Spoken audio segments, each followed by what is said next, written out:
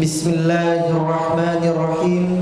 Assalamualaikum warahmatullahi wabarakatuh.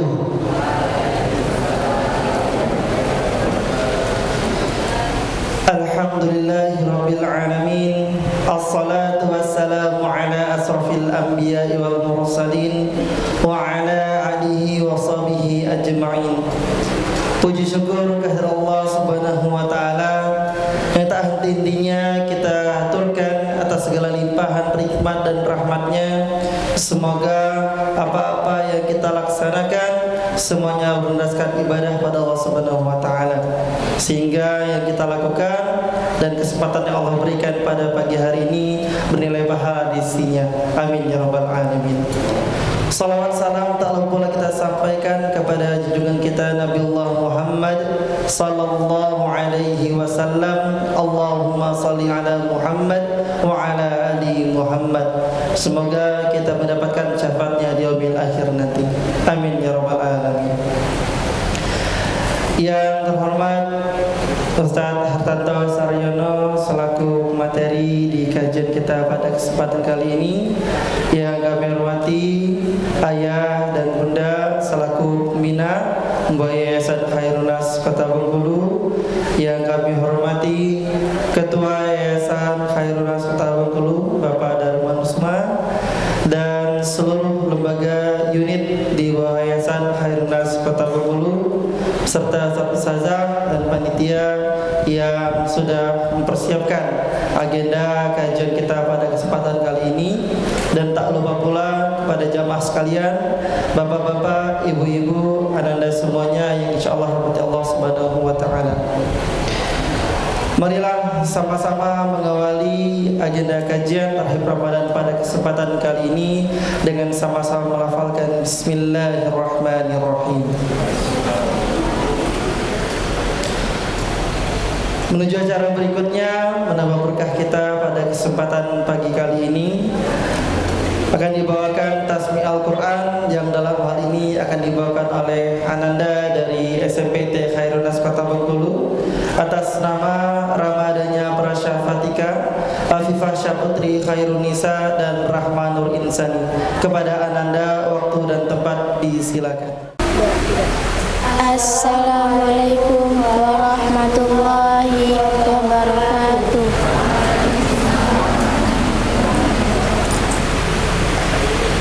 A'udzu billahi minasy syaithanir rajim. Bismillahirrahmanirrahim. Wasyamsi wa duhaha wal qamari idza talaha wan nahari idza jallaha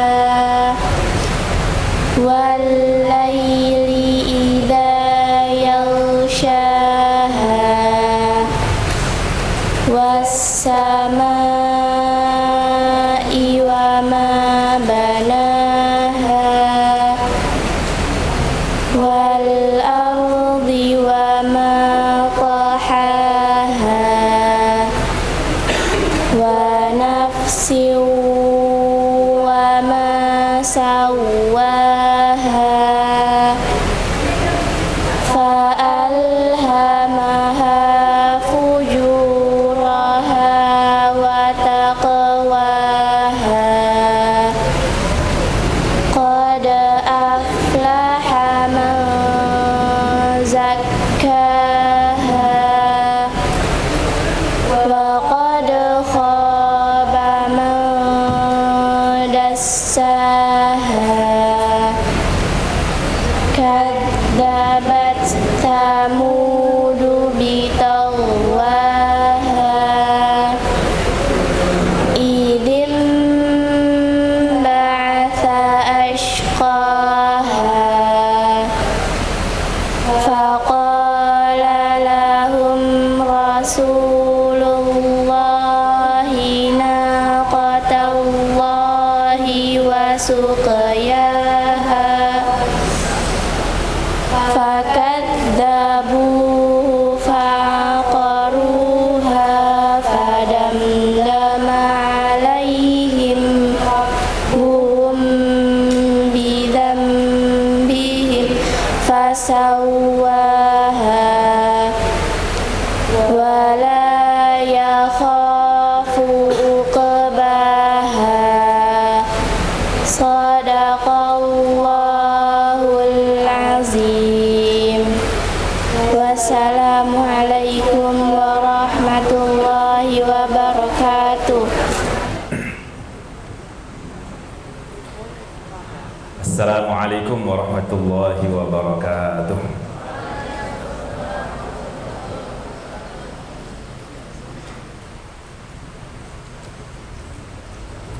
Alhamdulillahi rabbil alamin. Wassalatu wassalamu ala ashrafil anbiya'i wal mursalin Sayyidina wa nabiyyina Muhammadin wa ala alihi wa sahbihi ajma'in. وبعد فاللهم علمنا ما ينفعنا وانفعنا بما علمتنا وزدنا علما تنفعنا به يا رب العالمين. اللهم فقهنا في الدين وعلمنا التأويل وألحقنا بالصالحين وصلى الله وسلم وبارك على سيدنا محمد وعلى آله وصحبه أجمعين والحمد لله رب العالمين. Bapak Ibu hadirin yang dimuliakan Allah Subhanahu wa taala. Apa kabar semuanya? Sehat ya? Alhamdulillah. Semoga Allah Subhanahu wa taala sempurnakan karunia-Nya kepada kita semuanya, sempurnakan dan langgengkan nikmat yang Allah berikan kepada kita, dan semoga kita menjadi hamba-hamba yang pandai mensyukuri nikmat dari Allah Subhanahu wa taala. Amin ya rabbal alamin. Salawat dan salam semoga senantiasa Allah limpahkan kepada qudwah hasanah kita, teladan terbaik kita semuanya, Rasulullah Muhammad sallallahu alaihi wasallam, keluarga beliau, sahabat-sahabat beliau, serta figur beliau hingga yaumil qiyamah, dan semoga Allah karuniakan syafaat agung dari Rasulullah sallallahu alaihi wasallam kepada kita semuanya. Amin ya rabbal alamin. Hadirin, Allah Subhanahu wa taala ketika menciptakan kita, Allah berikan fasilitas untuk kita bisa hidup di alam dunia ini. Dan Allah Subhanahu wa taala ketika menciptakan kita, yang paling tahu tentang kita, kebutuhan kita, dan hal-hal apa yang mungkin berbahaya terhadap kita adalah Dia, karena Dia yang menciptakan kita semuanya. Dan Allah Subhanahu wa taala juga Maha Pengasih, Maha Penyayang kepada kita semuanya. Dan dalam rangka rahmatnya itu, Ar-Rahman dan Ar-Rahimnya Allah Subhanahu wa taala, maka Allah informasikan kepada kita hal-hal yang baik dan mana yang buruk melalui Rasulullah sallallahu alaihi wasallam. Meskipun seringkali manusia sok tahu, enggan untuk mendengar, enggan untuk mengikuti, nggak mau juga, pokoknya boleh dibilang sombong lah. Padahal kita sebagai manusia ini memiliki kemampuan terbatas, memiliki pengetahuan yang sedikit, ilmu nggak banyak, bahkan ya kita lebih banyak nggak tahunya dibandingkan dengan yang kita tahu.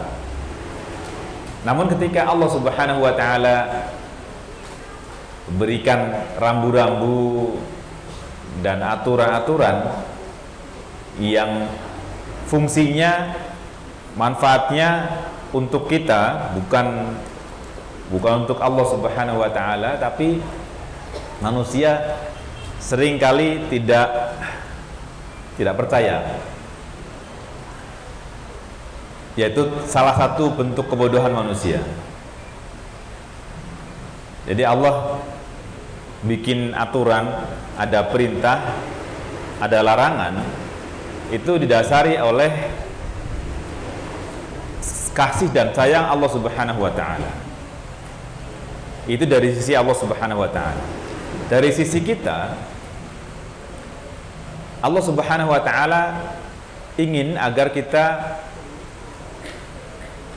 mendapatkan maslahat, mendapatkan kebaikan. Sama persis dengan orang tua atau lembaga atau negara yang membuat peraturan, buat undang-undang untuk kebaikan bersama atau untuk kebaikan individu. Jadi misalnya orang tua melarang anaknya yang mungkin masih punya kemampuan nalar yang terbatas, analisa terbatas, pengetahuan terbatas, dia katakan kamu nggak boleh gini, kamu harus gini dan sebagainya. Itu dilatar belakangi oleh rasa sayang orang tua agar anak selamat kan, agar anak tidak terkena bahaya. Dan Allah Subhanahu wa taala jauh lebih sayang dibandingkan dengan ibu, dibandingkan dengan seorang ibu sayang kepada anak. Maka kita harus baik sangka dulu kepada Allah Subhanahu wa taala bahwa apapun yang Allah atur, baik itu ada perintah atau di sisi yang lain ada larangan, itu untuk kebaikan kita, bukan untuk yang lainnya. Dan Allah yang paling tahu mana yang bermanfaat untuk kita dan mana yang berbahaya terhadap kita. Tapi tadi itu, manusia banyak yang sok tahu, dilarang gini melanggar, terus maunya itu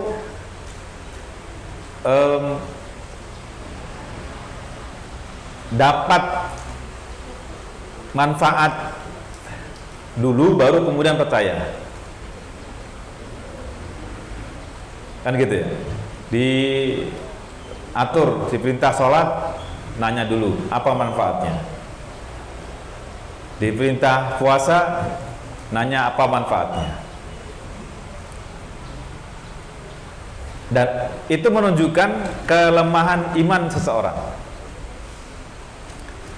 Kalau kita coba berkaca kepada generasi para sahabat radhiyallahu anhum dulu, itu sebelum Allah menurunkan aturan, justru mereka yang udah penasaran. Mereka berpikir kayaknya baik deh gini, kayaknya gini nggak baik deh. Maka ada ayat-ayat Al-Quran yang polanya itu pertanyaan. Yas'alunaka, mereka bertanya kepadamu, bertanya tentang suatu hal yang belum diatur sebelumnya. Dan Masya Allah, ternyata dari pertanyaan itu ada manfaat yang sangat luar biasa. Konsekuensi dari pertanyaan itu, maka mereka siap untuk taat.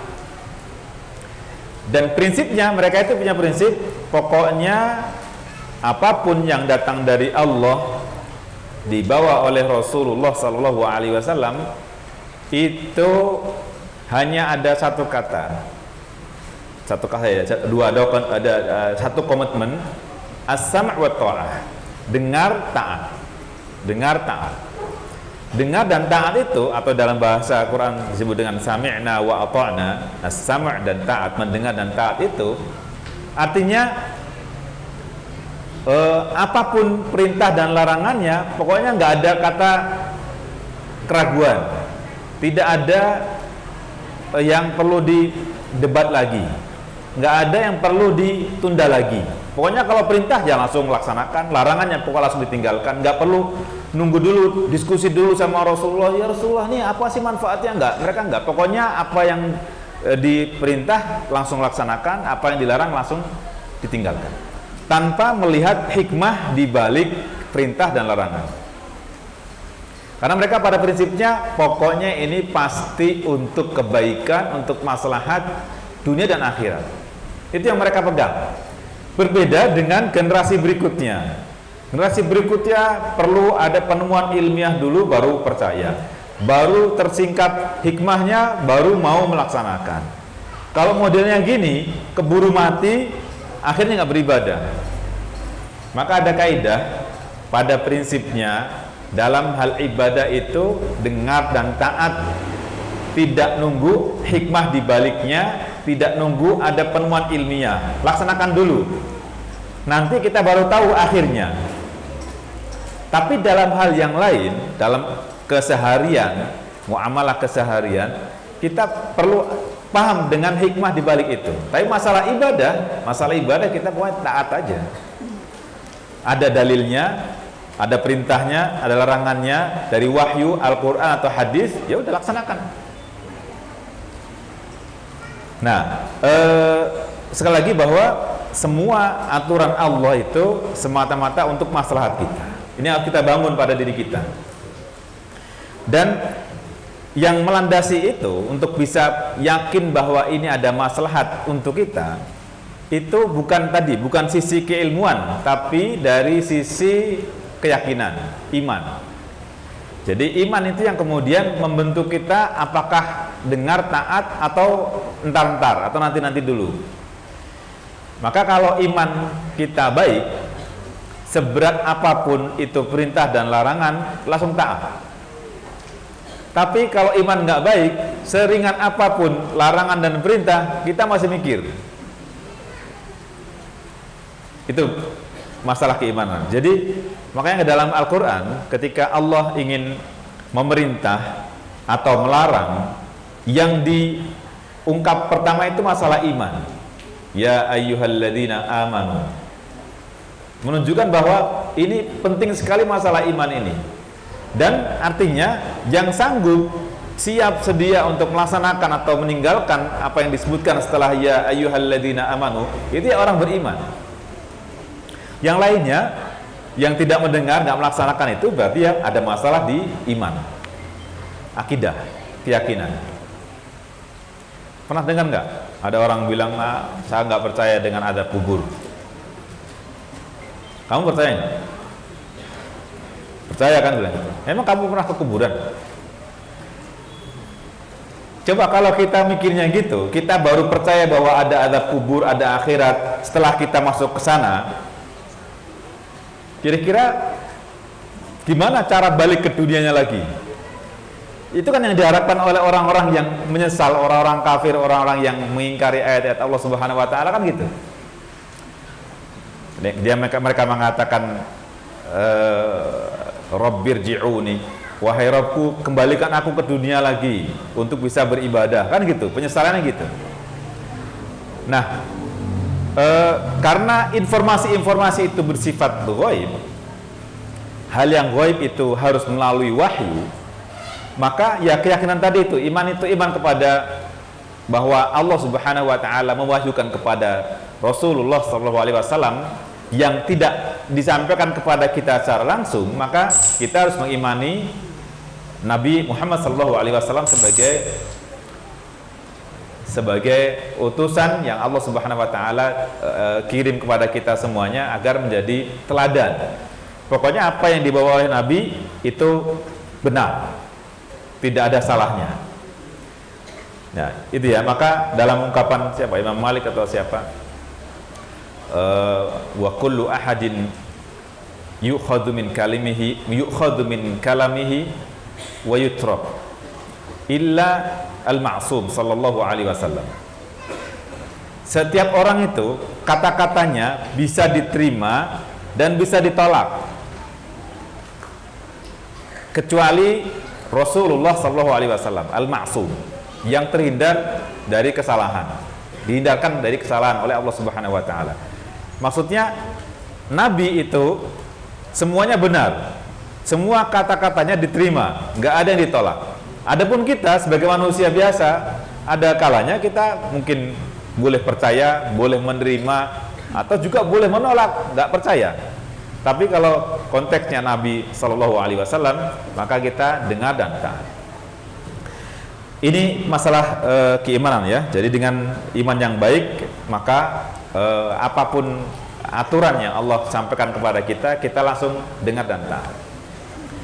Maka Allah Subhanahu wa taala ketika mengutus para nabi termasuk Rasulullah sallallahu alaihi wasallam, sebagai penguat bukti kenabiannya, Allah sandingkan bersama beliau dan juga para nabi sebelumnya alaihi wassalatu wassalam satu hal, yaitu mukjizat. Allah berikan mukjizat untuk membuktikan bahwa ia dan mereka para nabi itu semuanya adalah utusan Allah Subhanahu wa taala.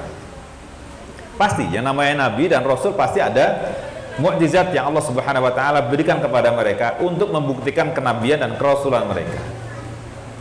Termasuk juga Rasulullah SAW. Rasulullah diberi mukjizat yang sampai akhir zaman tetap ada, yaitu Al-Quran. Dan juga Masya Allah, Al-Quran tetap menjadi mukjizat sampai akhir zaman dan selalu relevan dengan penemuan-penemuan ilmiah. Gitu. Jadi nggak perlu penambahan dan tidak boleh ada pengurangan. Gitu. Beda dengan kitab-kitab samawi yang lain yang dulu pernah diturunkan kepada nabi-nabi terdahulu, dikasih footnote kadang. Catatannya, ayat ini pada masa ini tidak dijumpai dalam naskah ini. Ini baru ada di tahun sekian, di zamannya siapa, zaman siapa. Al-Quran nggak ada. Pokoknya Al-Quran semuanya nggak boleh ditambah dan nggak boleh dikurang. Demikianlah redaksinya, begitulah yang kita terima, begitu yang kita pahami dari para generasi terdahulu kita semuanya. Nah, dalam kaitan ini ini sekarang bulan apa sekarang? Februari ya, Sya'ban dalam Hijriah, dan sebentar lagi kita masuk bulan Ramadan. Kayaknya kita selalu tarhib Ramadan setiap tahun ya, Masya Allah. Nggak tahu, ingat gak materi-materi sebelumnya apa yang disampaikan? Gak ingat. Lihat aja di video rekamannya ya, Insya Allah. Ya, insya Allah di kesempatan menyambut bulan Ramadan tahun ini, kita akan coba membahas kurang lebih tiga poin penting. Yang pertama berkaitan dengan Ramadan dan keutamaannya, kemudian puasa dan keutamaannya, sama satu lagi hikmah di balik puasa. Tiga poin itu. Kira-kira berapa menit nih? Berapa menit? Insya Allah kita akan coba bahas dari kitab judulnya As-Siyamu fil Islami fi Dhaw'il Kitabi was Sunnah. Tidak semua kita bahas karena ini kitab jumlahnya 800-an halaman. Jadi kita ambil poin-poin penting dari tiga hal tadi itu. Pertama tentang bulan Ramadan dan keutamaannya, kemudian yang kedua tentang puasa dan keutamaannya, lalu yang ketiga tentang hikmah serta pelajaran penting di balik puasa atau siyam itu. Di sebelum-sebelumnya kita sudah membahas makna siyam atau makna shaum atau makna puasa.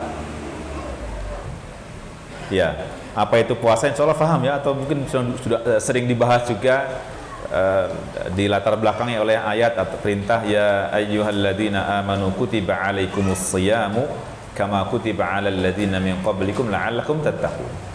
Siyam itu kan artinya menahan diri dari makan, minum dan segala macam yang membatalkan puasa itu dari terbit matahari. Kapan kita mulai puasa? Anak-anak. Ini mana anak-anak? Bapak-bapak. Kamu anak-anak bapak-bapak. Coba definisikan puasa apa puasa? Siapin door prize depan aja.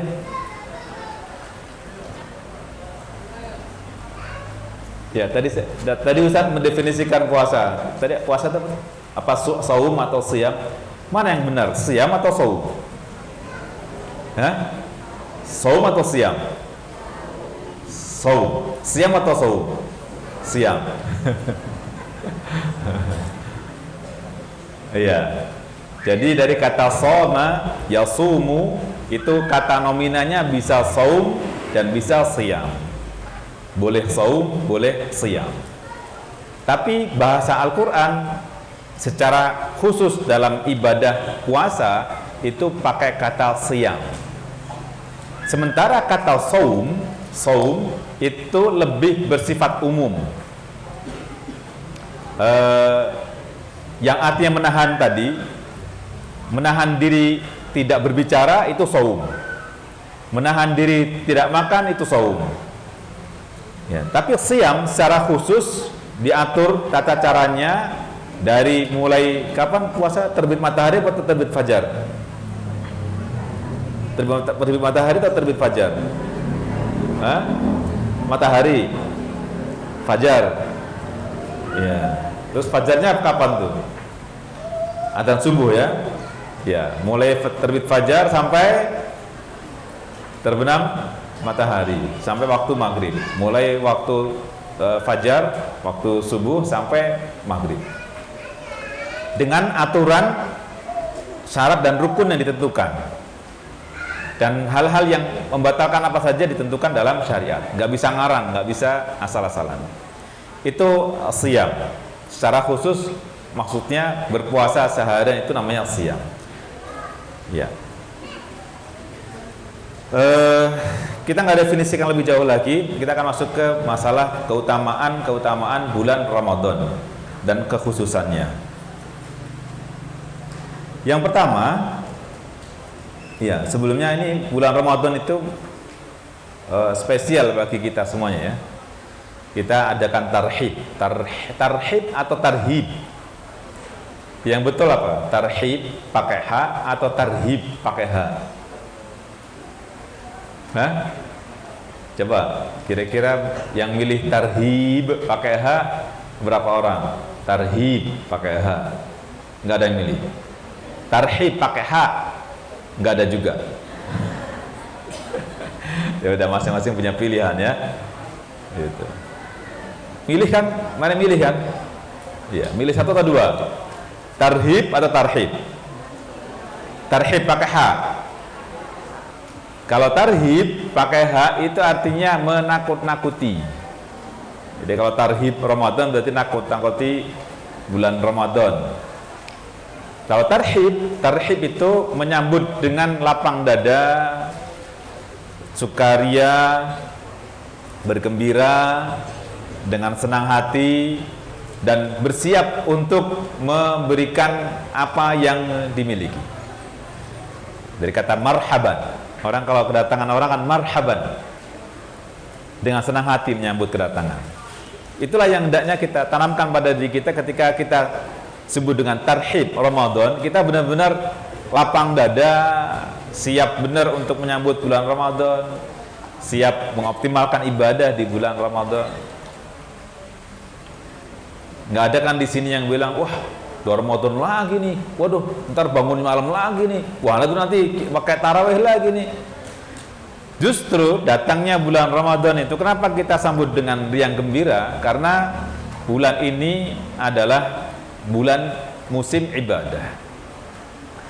Allah beri kemudahan kita untuk beribadah. Di sisi yang lain juga ada keutamaan-keutamaan yang lain yang semoga menjadi motivasi untuk kita semuanya. Yang pertama, keutamaan bulan Ramadan itu, di bulan Ramadan ini untuk pertama kalinya Allah menurunkan Al-Quran. Allah menurunkan Al-Quran. Kita pernah bahas bahwa Al-Quran itu turun kepada Rasulullah Sallallahu Alaihi Wasallam dalam dua fase. Fase pertama, turunnya Al-Quran bukan ke Rasulullah ya. Turunnya Al-Quran dari Lauh Mahfuz, dari sisi Allah Subhanahu Wa Taala itu melalui dua fase. Fase pertama, turunnya Al-Quran sekaligus lengkap semuanya. Dari awal surah Al-Fatihah sampai minal jinnati wan nas itu sekaligus turun ke Lauh Mahfuz. Ke Lauh Mahfuz, ke sama'id dunya, ke langit yang terdekat dengan kita. Sama'id dunya, langit terdekat dengan kita. Ya. Ada yang pernah ke langit terdekat? Langit-langit ya.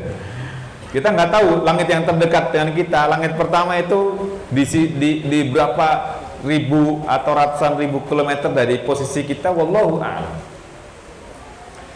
Orang kita ke lapisan apa yang paling tingginya harus tetap di atmosfer kan, kita kelewat dari atmosfer nggak bisa bernafas lagi kan, paling berapa belas kilo kan. Langit pertama itu nggak kita lihat. Yang kita lihat kan bukan langitnya kan, karena kemampuan kita untuk melihat sangat terbatas. Ini menunjukkan betapa lemahnya kita. Jangankan yang langit kedua sampai ke-7 sampai ke Sidratul Muntaha. Kemampuan kita terbatas. Mungkin nanya, Sidratul Muntaha di sebelah mana kira-kira? Jauh, sangat jauh kan? Terus ada orang yang coba ngotak-atik supaya bisa percaya dengan Isra dan Mi'raj, harus ada penemuan ilmiah dulu. Nggak harus dengan penemuan ilmiah kan? Maka ketika sahabat banyak yang meragukan Nabi bisa Isra dan Mi'raj. Isra itu perjalanan dari Al-Aqsa, dari mana? Dari Al-Aqsa sampai ke Istiqlal. Minal Masjidil Harami, dari Masjidil Haram ke Al-Aqsa, dari Makkah ke Palestina. Terus Mi'raj. Mi'raj itu dari Masjidil Aqsa ke langit ketujuh sampai ke Sidratul Muntaha. Sidratul Muntaha itu di atasnya langit ketujuh. Ketika banyak kalangan para sahabat agak ragu dengan apa yang Nabi sampaikan itu, apa kata Abu Bakar sampai digelari As-Siddiq? Kalau yang mengatakan Muhammad dan dia mengatakan lebih dari itu, aku yakin benar. Bahkan yang belum dikatakan olehnya pun aku percaya, aku yakin. Coba kalau kita, sekiranya kita hidup di masa itu, kira-kira masuk ke Abu siapa? Abu Jahal apa Abu Ja? Kira-kira ke Abu siapa kira-kira? Kan mungkin gue udah langsung murtad boleh jadi. Karena apa ini masuk ke Baitul Maqdis itu kan perjalanan berapa? 3 jam pesawat atau berapa kilo? Hitung aja berapa kilo? Berapa ribu kilo sampai ke Baitul Maqdis dari Makkah itu. Terus ceritanya sampai ke Sidratul Muntaha, langit ketujuh. Bagaimana ceritanya? Nah, maka Allah nyatakan di permulaan surah Al-Isra itu kan subhanalladzi asra bi 'abdihi. Maha suci Allah yang memperjalankan hambanya. Jadi Rasulullah bukan jalan kaki, bukan juga nyewa Grab atau apa ke Baitul Maqdis saja. Tapi Allah yang memperjalankan beliau. Percaya nggak? Kemarin saya tanya ke teman-teman, percaya nggak? Kalau ada semut nih, kecilkan semut tuh. Semut itu bisa sampai Jakarta dalam 1 jam. Dalam waktu perjalanan 1 jam, dari sini sampai ke Jakarta dia. Percaya nggak? Percaya? Enggak? Percaya nggak? Nggak percaya? Orang nggak dibawa, saya bawa rambutan sampai Jakarta 1 jam tuh semut. Ikut rambutan dalam kardus saya tuh. Naik pesawat ya. Jangankan semut, kita saja. Coba kalau saya tanya, bisa nggak Bu? Dari sini ke Jakarta 1 jam. Kalau kita mikirnya jalan kaki, ya nggak bisa lah. Jangankan semut, kita yang langkahnya lebih panjang aja nggak nyampe. Apalagi semut, keburu mati dalam perjalanan dia. Tapi ketika diperjalankan dengan fasilitas, dengan teknologi, dengan ilmu, maka sampai lebih cepat kan? Coba, kebayang nggak? Kalau kita yakin bahwa Allah lah yang menciptakan jagat raya ini, apa yang sulit bagi Allah untuk melakukan memperjalankan hambanya 1 orang doang? Ya, ada yang mau Isra Mi'raj di sini? Peringatan doang kan ya? Kalau mau berarti kan Mi'rajnya kita itu kan sholat kan? Kita tuh kalau sholat Mi'raj sebenarnya. Ya, baik. Jadi tadi turunnya Al-Quran sekaligus dari Lauh Mahfud ke Sama'id Dunia, ke langit yang dekat sama kita. Itu fase pertama. Itu yang disebutkan di sini Syahrul Ramadan alladzi unzila fihi al-Qur'an. Pada bulan Ramadan itulah diturunkannya Al-Quran. Diturunkan Al-Quran. Turun sekaligus. Demikian juga yang Allah sampaikan di surah apa? Inna anzalnahu fi Lailatin Mubarakah, surah Ad-Dukhan, dan Lailatul Qadr, surah Al-Qadr. Inna anzalnahu fi Lailatul Qadr dan inna anzalnahu fi Lailatin Mubarakah. Sesungguhnya Al-Quran ini kami turunkan pada malam kemuliaan yang disebut dengan Lailatul Qadr. atau disebutkan di surah Ad-Dukhan itu Lailatul Mubarakah, malam yang penuh berkah, itu turun sekaligus. Nah, baru kemudian turun berangsur-angsur kepada Nabi sallallahu alaihi wasallam itu selama berapa lama? 23 tahun kurang lebih itu. Hari demi hari Jibril membawa ayat-ayat Al-Quran nggak sekaligus, tapi bertahap. Pertama turun surah Al-Alaq 5 ayat saja, berikutnya turun surah Al-Muzammil atau Al-Muddathir, nggak semuanya, berikutnya lagi turun surah Al-Qalam, berikutnya lagi turun, baru kemudian tahun berikutnya atau bahkan lewat baru turun ayat ke-6 dari surah Al-Alaq sampai ke 19-nya. Jadi urutan ayat itu bukan berdasarkan turunnya. Jadi turun ke Nabi Shallallahu Alaihi Wasallam. Kapan pertama kali turunnya Al-Quran? Kapan? Kepada Nabi Shallallahu Alaihi Wasallam. Kan tadi katanya Inna anzalnahu fi Lailatul Qadr. Lailatul Qadr itu kapan? 10 malam terakhir, malam ganjilnya pula. Terus antum peringatan nuzulul Quran tanggal berapa? 17 Ramadan. Lah terus yang benar yang mana dong? Jadi turunnya 17 Ramadan atau Lailatul Qadar? Atau pada masa itu Lailatul Qadarnya 17 Ramadan? Halo? Awas jangan salah ya. Jadi yang mengatakan 17 Ramadan itu turunnya Al-Quran, tolong jangan salah terima nih, bahaya nih. Jadi yang mengatakan 17 Ramadan itu turunnya Al-Quran, itu benar juga. Kemungkinannya itu turun pertama kalinya kepada Rasulullah Sallallahu Alaihi Wasallam 17 Ramadan. Tapi turun pertama kali, turun sekaligusnya, yang fase pertama tadi itu pada Lailatul Qadar. Jadi Lailatul Qadar itu turun untuk sekaligus. Tapi turun kepada Rasulullah Sallallahu Alaihi Wasallam itu pendapat, di antara pendapatnya 17 Ramadan itu.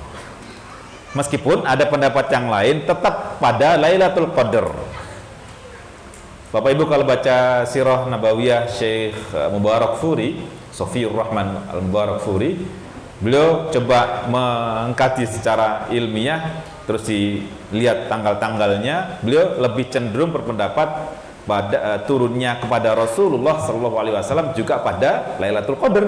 Beliau mengatakan kalau tanggal 21 Ramadan, malam 21 Ramadan. Ala kulli hal ini beda pendapat. Yang terpenting pokoknya turun pertama kalinya ke langit dunia pada bulan Ramadan, pada Lailatul Qadar, dan turunnya kepada Rasulullah Sallallahu Alaihi Wasallam pertama kalinya juga di bulan Ramadan. Gitu. Adapun tanggalnya 17 atau 21 atau 25 atau 27 itu masalah beda pendapat. Jadi nggak salah ya 17 Ramadan, nanti langsung dibilangin itu salah tuh 17 Ramadan. Lihat dari sudut pandang pendapat yang lain, jadi nggak ngelihat satu sudut pandang saja. Baik, jadi untuk pertama kalinya Allah turunkan Al-Quran. Jadi di surah surah Al-Baqarah ya 185. Nah ini disebutkan inna anzalnahu fi lailatul qadar dan inna anzalnahu fi lailatin mubarakah inna kunna mundzirin, tadi saya sebutkan surah Ad-Dukhan. Yang kedua, disebutkan dalam riwayat ini bahwa selain Al-Quran, kitab-kitab terdahulu itu juga diturunkan oleh Allah Subhanahu wa taala di bulan Ramadan. Kitab-kitab terdahulu diturunkan di bulan Ramadan. Bahkan kitab-kitab terdahulu itu turunnya sekaligus kan. Sekaligus dapat satu kitab penuh. Tapi Al-Quran Allah turunkan secara bertahap. Kemudian yang ketiga tentang Ramadan, bulan Ramadan itu dibuka pintu-pintu surga. Dibuka pintu-pintu surga. Yang keempat, ditutup pintu-pintu neraka.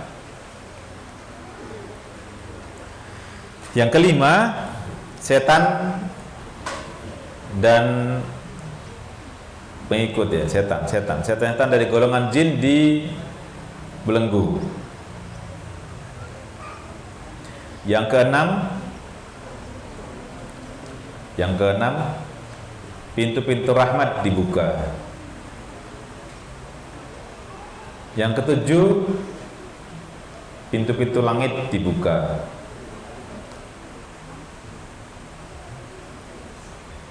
Yang kedelapan,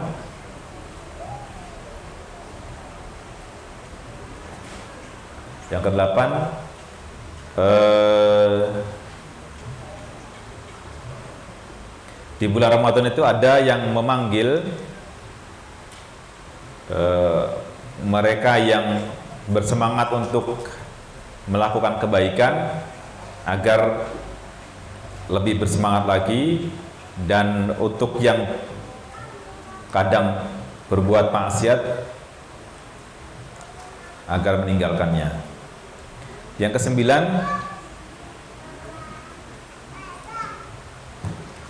pada bulan Ramadan itu di setiap malamnya Allah membebaskan hamba-hambanya dari neraka.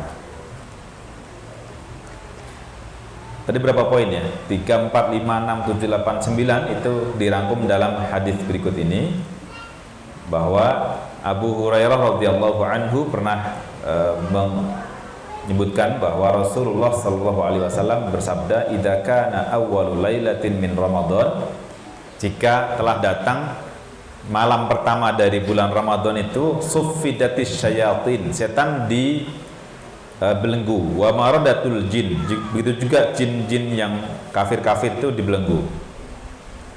Ini yang pertama. Yang kedua, "wa ghulliqat abwabun nar," ditutup pintu neraka. Kata Nabi, "falam yuftah minha babun," tidak dibuka satu pintu pun dari pintu neraka itu. Berikutnya lagi, "wa futtihat abwabul jannah," dibuka pintu-pintu surga. "falam yughlaq minha babun," enggak ada satu pintu pun yang tertutup. Pintu surga ya. Di sini berikutnya lagi tadi, "wa yunadi munadin," ada yang manggil dari langit, "ya baghiyal khair aqbil," wahai mereka yang bersemangat untuk beribadah, maka bergembiralah, dan seterusnya.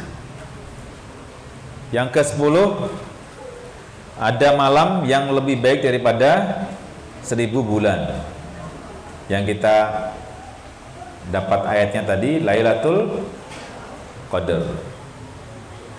Malam Lailatul Qadar atau malam Al-Qadar. Lailah itu artinya malam, Al-Qadar kemuliaan, keagungan, banyak kebaikan di dalamnya. Jadi kalau kita sebut malam Lailatul Qadar berarti malam Al-Qadar. Kalau udah pakai malam, kalau udah pakai Lailah nggak perlu pakai malam kan? Lailatul Qadar, karena malam itu, Lailah itu artinya malam kan, satu malam. Jadi Lailatul Qadar khairum min alfi syahr, lebih baik daripada 1000 bulan. Lebih baik itu tidak sama dengan ya, lebih baik itu bukan sama dengan.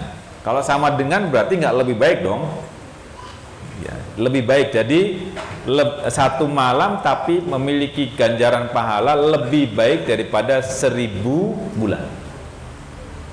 Dan Allah katakan dengan 1000 bulan, bukan dengan 83 tahun.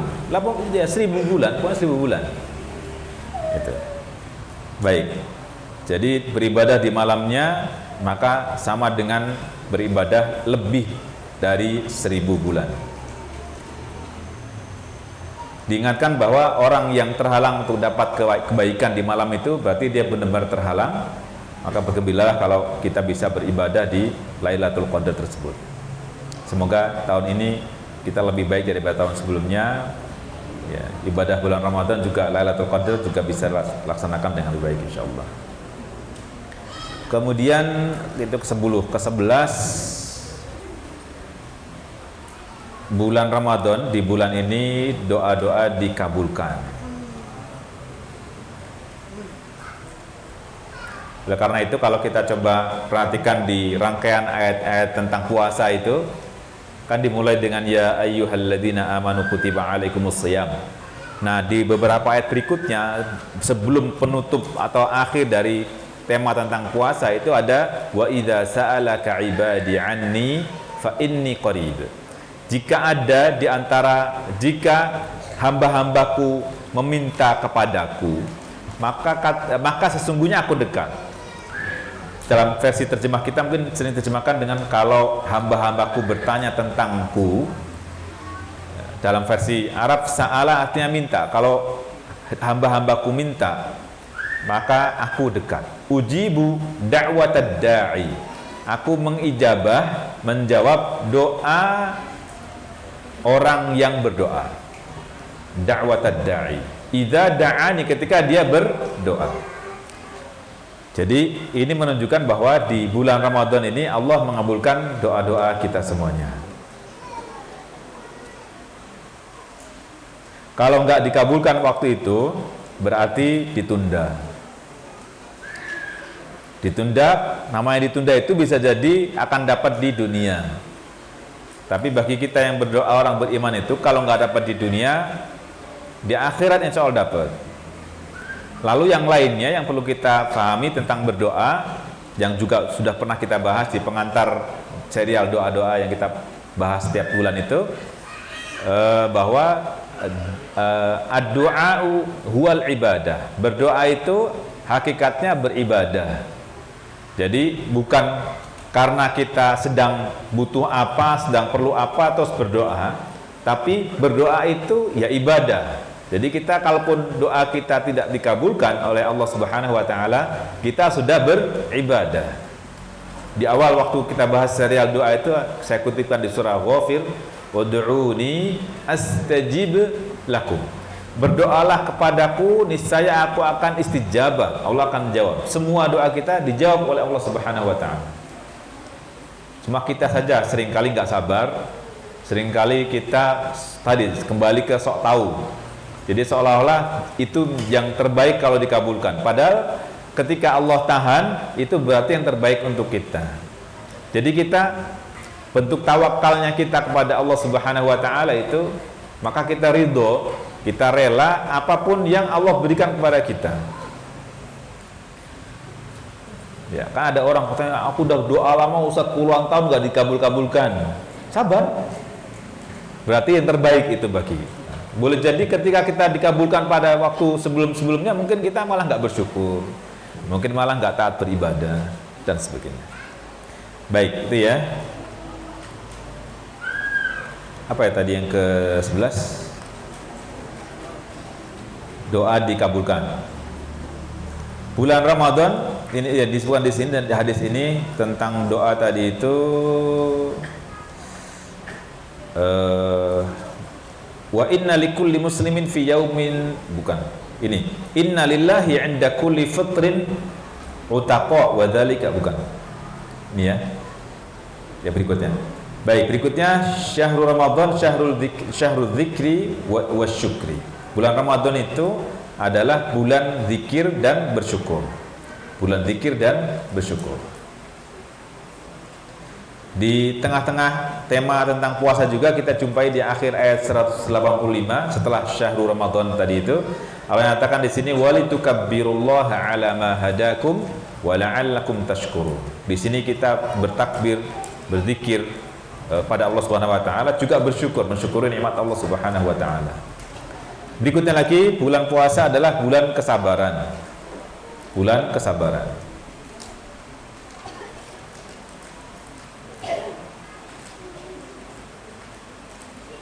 Yang ke-14, bulan puasa itu bulan penghapusan dosa dan kesalahan. Rasulullah mengatakan as-salawatul khams wal jumu'atu ilal jumu'ati wa ramadan mukaffiratun ma bainahunna idza tunibatil kaba'ir.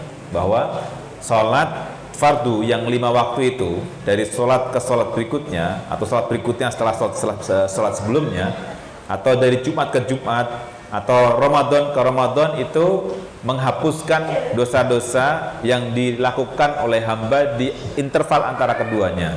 Tapi dengan syarat, yang dihapuskan dengan ibadah-ibadah ini adalah dosa kecil. Maka disyaratin selagi dia menjauhi dosa besar.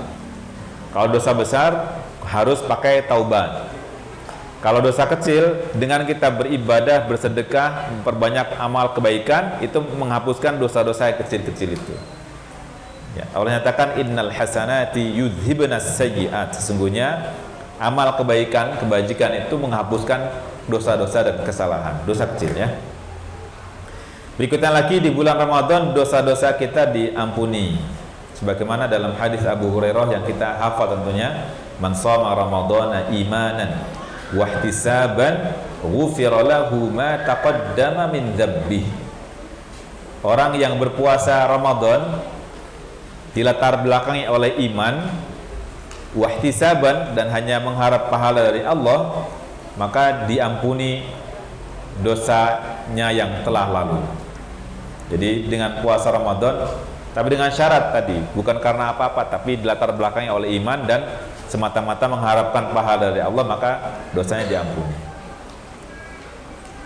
Yang ke-16 mirip dengan tadi, diampuni dosa juga. Berikutnya lagi, nah, kalau kita bisa umroh di bulan Ramadan, kata Nabi, umroh di bulan Ramadan itu setara dengan sekali haji bersama Rasulullah Sallallahu Alaihi Wasallam.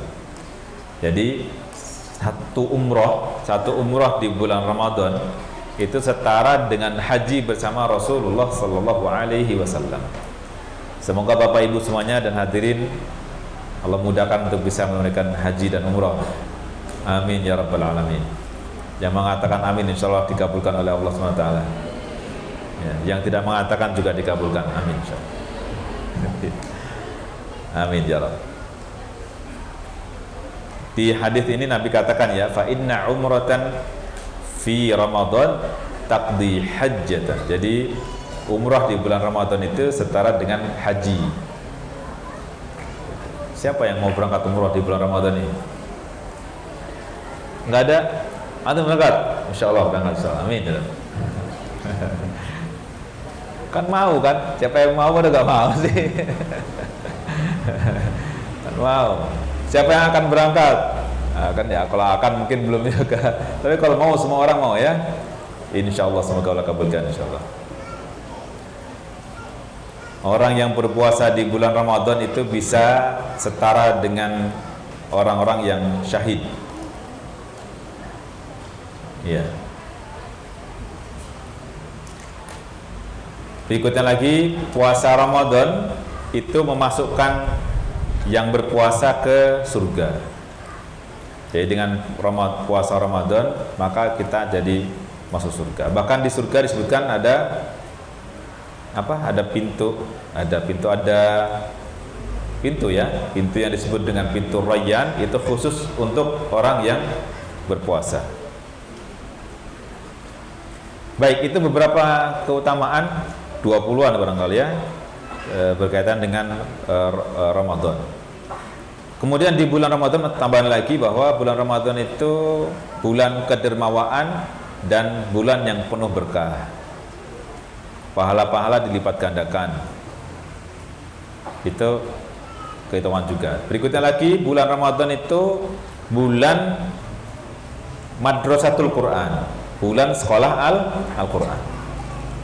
Karena biasanya Rasulullah Sallallahu Alaihi Wasallam di bulan Ramadan itu mentadarus Al-Qur'annya di hadapan Jibril alaihissalam. Bahkan di Ramadan terakhir di masa hidup beliau Sallallahu Alaihi Wasallam itu sampai khatam 2 kali. Rasulullah khatam 2 kali. Itu bukan khatam sendirian, tapi khatam di hadapan Jibril alaihissalam. Gimana kalau kita bulan Ramadan lebih semangat baca Quran nggak? Alhamdulillah, semangat ya. Semangat khatam sendirian atau semangat belajar bareng? Sendirian, katanya takut ketinggalan kalau bareng-bareng. Tapi ada juga yang tadarus malam-malam di masjid segala macam itu. Tadarus itu artinya saling belajar sebenarnya. Cuma kalau dalam keseharian kita, tadarus itu baca Quran kebut-kebutan supaya bisa khatam. Bahkan nggak sampai tanggal 30, nggak sampai malam 30 udah khatam. Malam 21 kan? Karena khataman malam 21. Artinya dalam semalam itu berapa dapatnya? 1,5 juz kan berarti? 1,5 juz per malam, sehingga pada malam ke-21 sudah khataman. Nah, itu secara budaya sudah, secara kebiasaan sudah bagus, tinggal ditingkatkan lagi kualitasnya. Jadi yang ada tadarus di masjid di bulan Ramadan itu perlu ya dikoreksi, dicek, dibenahi jika perlu dibenahi. Baik, kemudian keberapa lagi tentang Ramadan? Ya, tidak kalah pentingnya bahwa puasa Ramadan itu termasuk rukun Islam. Di bulan Ramadan ada Lailatul Qadar. Ya, itu tentang Ramadan. Berikutnya lagi kita akan bahas tentang keutamaan puasa dan kekhususannya. Ini ada 30 keutamaan. Ya, yang pertama, puasa as-siyam itu termasuk amalan yang Allah Subhanahu wa taala janjikan akan mendapatkan maghfirah, ampunan dan pahala yang besar. Kita bisa cek, Ibu dan Bapak semuanya bisa dicek di surah An-Nur. Surah An-Nur ayat yang ke surah Al-Ahzab ayat 35. Surah Al-Ahzab ayat 35, innal muslimina wal muslimati wal mu'minina wal mu'minati wal qanitina wal qanitati was sadiqina was sadiqati, dan seterusnya disebutkan di sini was shaimina was shaimat, dan penutupnya a'addallahu lahum maghfiratan wa ajran 'azima.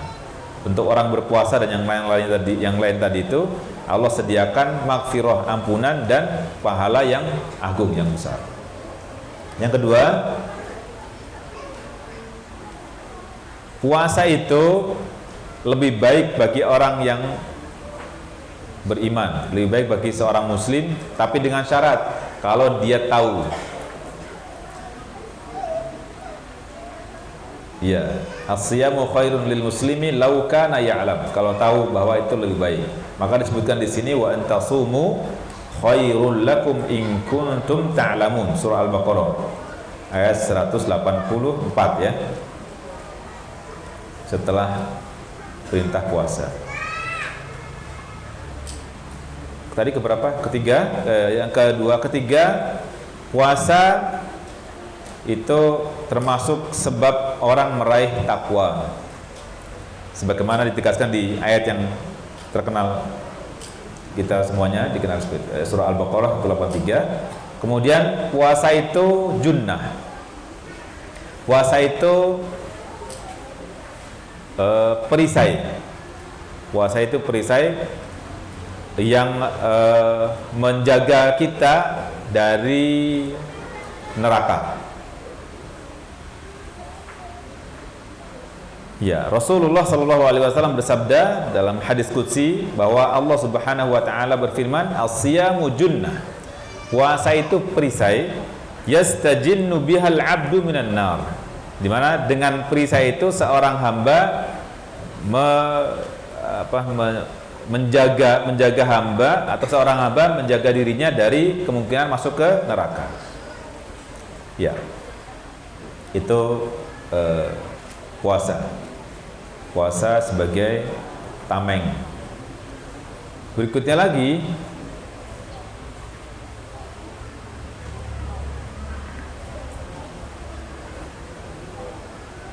yang kelima, puasa itu benteng yang sangat kokoh. As-siyamu hisnun hasinun minan nar. Benteng yang kokoh yang menjaga seorang hamba dari terjerumus ke neraka. Juga puasa juga menjaga menjaga orang terbawa pada nafsu syahwat, meredakan nafsu dan syahwat. Maka pesan Nabi Sallallahu Alaihi Wasallam, ya ma'syaras syababi, wahai para pemuda, man istata'a minkumul ba'ah falyatazawwaj. Barang siapa kamu sudah mampu untuk menikah, maka menikahlah. Fa innahu aghaddu lil basar. Karena puasa itu lebih menjaga pandangan. Wa ahsan lil farj, juga menjaga kemaluan. Wa man lam yastati' fa 'alaihi bis-shaum. yang tidak mampu untuk menikah, maka hendaknya dia berpuasa. Fa innahu lahu wija, karena itu akan menjaga harga diri dan kehormatannya. Baik, kemudian di sini disebutkan bahwa puasa fisabilillah di jalan Allah itu menjauhkan seorang hamba dari neraka sejauh 70 tahun. Ya. Hadisnya begini, man shoma yauman fisabilillah, ya. Man shoma yauman fisabilillah a'addallahu, ya. Ba'adallahu wajhahu 'anil nari 70 kharifa. Orang yang berpuasa di jalan Allah, fisabilillah ada dua penafsirannya. Penafsiran pertama yang dimaksud dengan berpuasa di jalan Allah itu berperang di jalan Allah. Yang kedua berpuasa karena Allah. Jadi man shoma yauman fi sabilillah ba'adallahu wajhahu, maka Allah akan jauhkan mukanya dari neraka sejauh 70 tahun. 70 kharifa. 70 tahun. Kira-kira berapa lama kita, berapa jarak tempuhnya berapa tuh? Nggak disebutkan kecepatan dan jarak tempuhnya ya. Pokoknya waktunya disebutkan 70 tahun, menunjukkan jauhnya, dijauhkannya jarak kita oleh Allah Subhanahu wa taala dengan neraka. Di ayat, di hadis yang lain mirip dengan itu, dijauhkan sejauh langit dan bumi. Ya.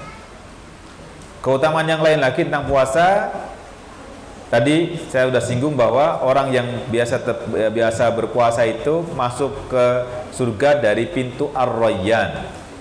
Masuk dari pintu Ar-Rayyan. Nabi katakan, "Inna fil jannati baban yuqalu lahu Ar-Rayyan." Sesungguhnya di surga itu ada satu pintu yang disebut dengan Ar-Rayyan.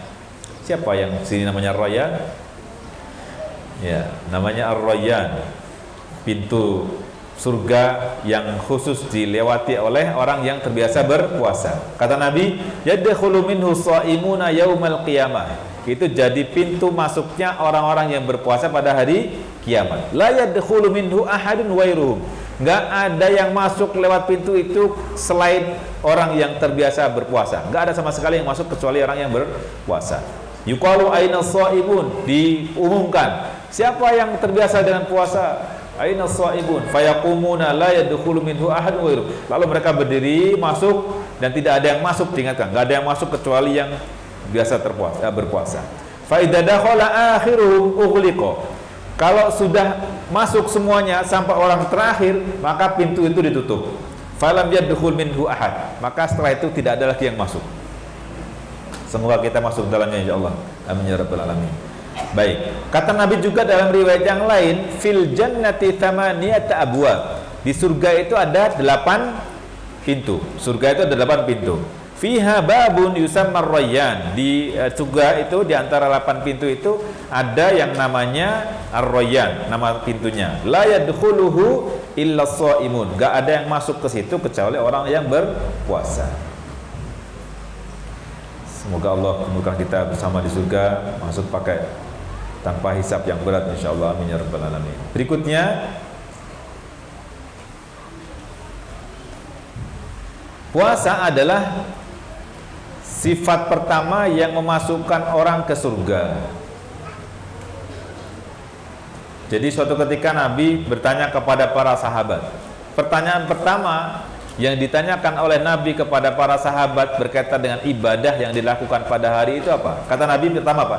Man asbaha al-yaum minkum shaima. Siapa di antara kalian yang pagi ini berpuasa? Siapa yang jawab? Qala Abu Bakar, ana. Abu Bakar jawab, aku. Dia berpuasa. Yang kedua, faman ittaba'a minkumul yawma janazatan. Siapa yang hari ini mengikuti mengantarkan jenazah? Laki-laki Abu Bakar menjawab, ana, saya. Terus berikutnya lagi, siapa hari ini yang memberi makan orang miskin? Siapa yang jawab? Abu Bakar lagi jawab, ana. Abu Bakar lengkap semuanya, dilakukan semuanya. Masya Allah. Berikutnya lagi, faman ada minkum al-yawma maridho. Siapa yang menjenguk orang sakit hari ini? Laki-laki Abu Bakar bilang, ana. Terus faqala Rasulullah SAW, majtama'na fi fimri'in illa dakhala jannah. Tidak ada orang yang mengumpulkan tadi itu 4 perkara tadi. Pertama tadi apa? Puasa. Yang kedua, mengantarkan jenazah. Yang ketiga, ngasih makan orang miskin. Yang keempat, menjenguk orang sakit. Maka kata Nabi, siapa yang mengumpulkan 4 perkara ini, dia dijamin masuk surga. Majtama'na fimri'in illa dakhala jannah. Jadi kalau udah kumpul 4 perkara ini, maka menjaminnya masuk surga. Ini riwayat. Nah, di riwayat Imam Bukhari, majtama'at hadhil khisal fi rajulin fi yaumin illa dakhala jannah. Tidaklah kalau 4 perkara ini berkumpul pada seseorang pada suatu hari, kecuali dia dijamin masuk surga. Ya, bagaimana? Masih bangun? Ya, alhamdulillah masih ngobrol soalnya. Berikutnya, puasa itu kafarah. Ya, puasa itu jadi kafarah, penghapus dosa.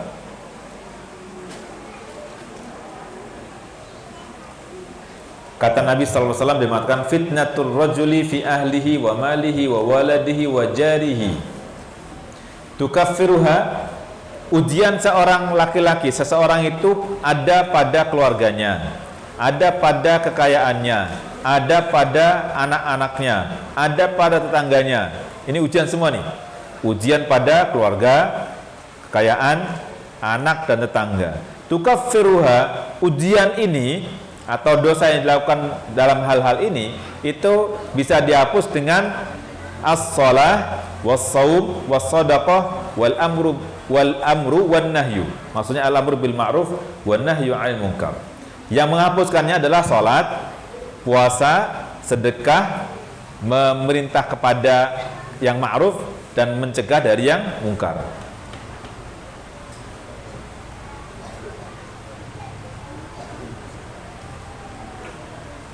Dan kata Syekh penulis kitab ini mengatakan wa hadza min ni'amillahi ta'ala al-'azimah.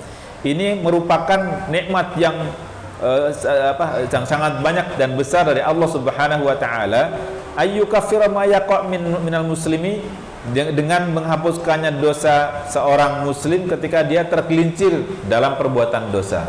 Dengan salat, puasa, al-amru bil ma'ruf, sedekah, amar ma'ruf nahi munkar, 5 perkara tadi menghapuskan dosa. Baik. Berikutnya lagi, yuwaffas shaimuna ajrahum bighairi hisab. Orang yang berpuasa itu pahalanya diberi tanpa batas.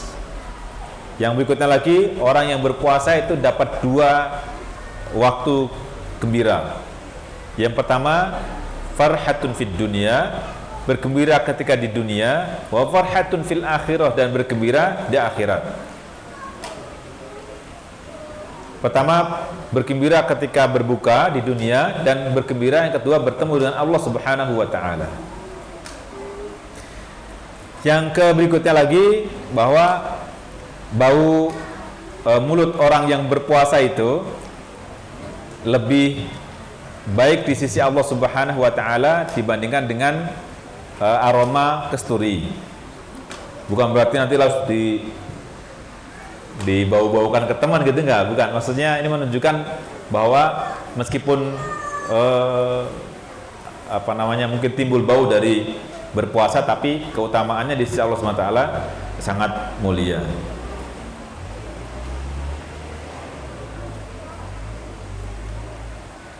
Keutamaan berikutnya, puasa dan Al-Quran itu akan memberi syafaat orang yang biasa melakukannya di hari kiamat nanti. Puasa dan Al-Quran. Nabi SAW bersabda, as-siyamu wal Qur'anu yashfa'ani lil abdi yaumal qiyamah. Puasa dan Al-Quran itu nanti akan memberi syafaat bagi seorang hamba di hari kiamat. Yaqulus siyamu, puasa berkata kepada Allah Subhanahu wa taala, ay rabbi, wahai Tuhanku, mana'tuhu ta'ama wasyahawati bin nahar. Aku telah mencegahnya untuk makan dan mengikuti syahwatnya di siang hari. Fasyaffi'ni fihi, jadikan aku sebagai pemberi syafaat untuknya. Jadi puasanya bilang ke Allah Subhanahu wa taala, minta agar puasa itu menjadi syafaat bagi orang yang terbiasa berpuasa. Wa yaqul Quran, begitu juga Al-Qur'an berkata, mana'tuhun nauma bil laili. Aku telah membuatnya untuk tidak tidur di malam hari. Jadi karena menghafal Quran di malam hari sampai akhirnya kurang tidurnya, dikatakan tidur mengatakan kepada Allah Subhanahu wa taala, ya Allah, dia telah mencegah mana'tuhu an-nauma, Al-Quran tadi mencegah orang ini untuk tidur di malam hari, maka kata Al-Quran, ya Allah, berilah syafaat kepadanya.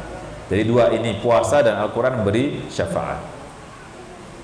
Yang ke-17, puasa itu menghilangkan dengki dan dendam. Dengki, dendam, juga was-was, bisikan-bisikan setan. As-sawmu yuzilul ahqad wad-dhagha'in wal waswasah minas sudur.